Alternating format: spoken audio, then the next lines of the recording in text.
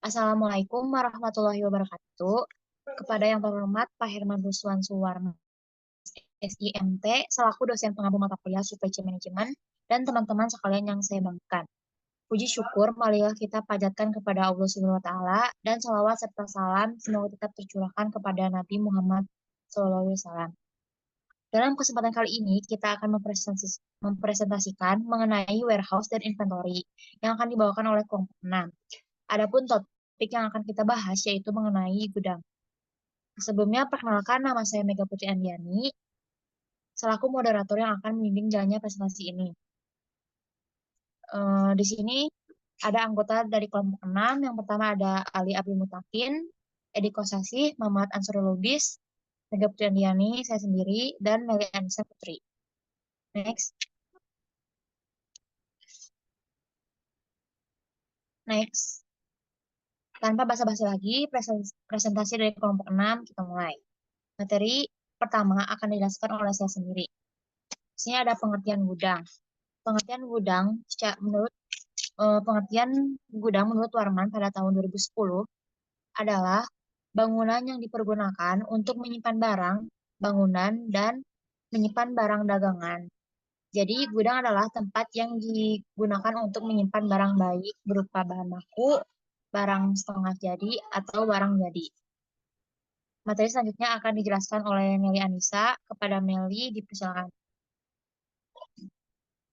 Terima kasih kepada moderator atas waktunya.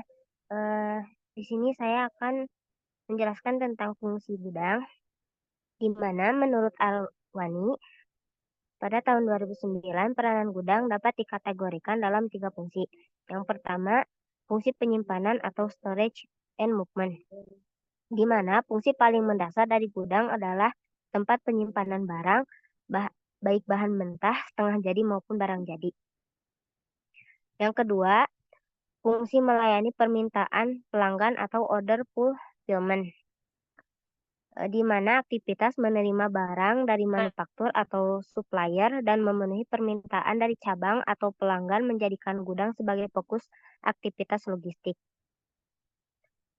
Dan yang ketiga, yaitu fungsi distribusi dan konsolidasi atau distribution and consolidation. Fungsi distribusi ini menjadikan gudang sebagai kepanjangan tangan dari penjualan dan pemasaran dalam memastikan penyampaian produk dan informasi kepada pelanggan sebagai titik penjualan atau point of sales. Mungkin dicukupkan sekian materi dari saya kembalikan kepada moderator.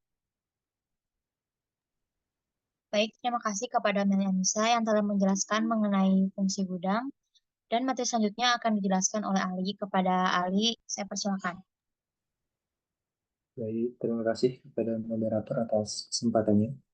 Sini saya akan menjelaskan mengenai jenis gudang. Jadi menurut Warman dalam bukunya, terdapat beberapa jenis gudang yang dikelompokkan berdasarkan kebutuhan perusahaan ataupun manufacturing point warehouse.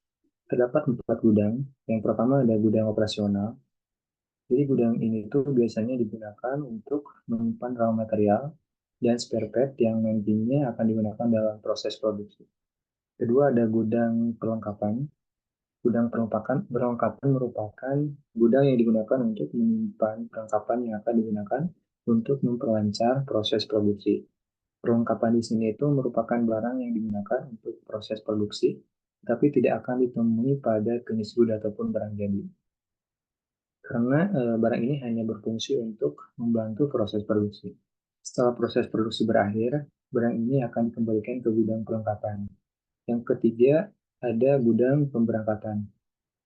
Gudang pemberangkatan merupakan tempat yang digunakan untuk menyimpan barang yang telah menjadi finished good ataupun barang jadi. Dari gudang inilah nantinya dikirim keluar, baik ke distributor ataupun retailer. Gudang ini juga disebut sebagai finished good ataupun barang jadi. Yang terakhir ada gudang musiman. Gudang musiman merupakan gudang yang hanya ada pada saat gudang pemberangkatan dan gudang perlengkapan itu penuh. Gudang ini biasanya bukan milik pabrik, melainkan disewa dari pihak lain dalam jangka waktu tertentu. Sekian yang bisa disampaikan mengenai jenis gudang. Saya kembalikan kepada moderator. Baik, terima kasih kepada Ali yang telah menjelaskan mengenai pembagian jenis gudang. Dan materi selanjutnya akan dijelaskan oleh Muhammad. Kepada Muhammad, saya persilakan. Baik, terima kasih kepada moderator atas waktunya. Di sini saya akan menjelaskan mengenai jenis-jenis layout gudang. Terdapat beberapa jenis layout gudang yang paling sering digunakan oleh bisnis skala menengah hingga skala besar. Ada 4 jenis layout gudang. Yang pertama dedicated storage, kemudian yang kedua ada random access storage, yang ketiga ada class basis dedicated storage, dan yang keempat ada share storage. Yang pertama dedicated storage. Dedicated storage adalah tata letak gudang yang sudah ditetapkan titik-titik penyimpanannya secara khusus untuk setiap barang. Sebagai contoh, lokasi gudang A khusus untuk barang A, dan begitu seterusnya. Adapun bagi yang ingin menerapkan jenis layout gudang ini, maka pastikan terlebih dahulu bahwa sudah mengetahui luas dari area gudang tersebut.